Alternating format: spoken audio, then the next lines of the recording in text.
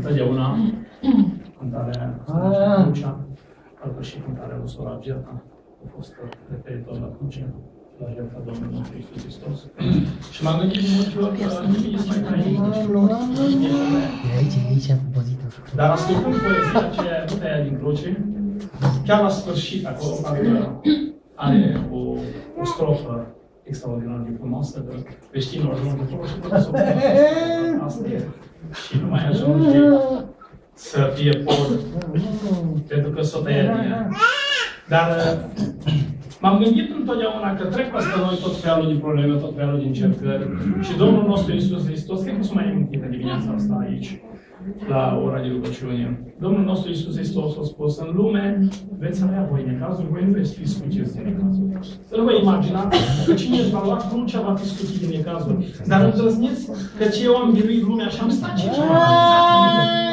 în dimensiunea asta a vieții, în fiecare zi, cu boală, cu necazuri, cu operații, cu probleme și am zis, eu sunt un neînsemnat și nu vreau să-mi duc crucea.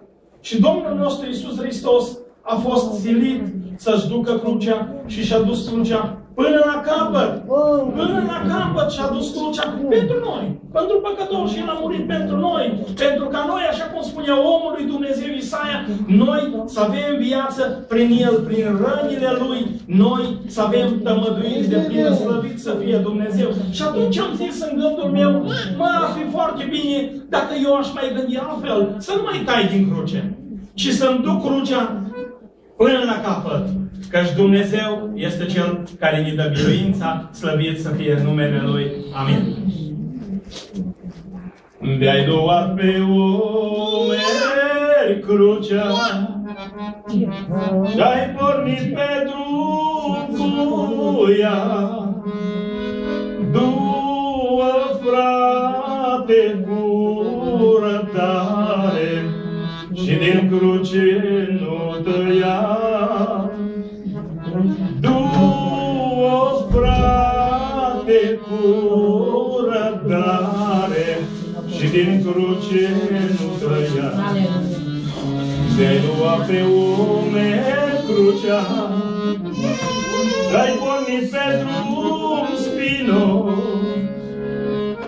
Du-o, frate, cu răbdare lângă crucea lui Hristos.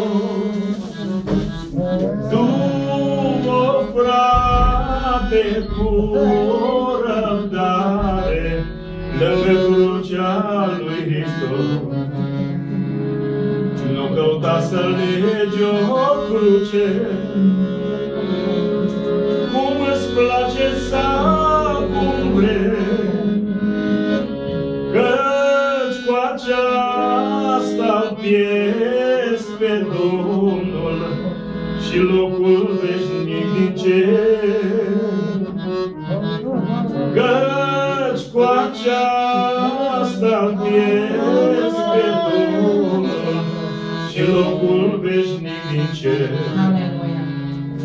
Crucea cea de mântuire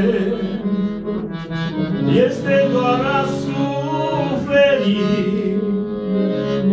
Crucea care a dus-o Domnul și urmașii Lui cei sfii.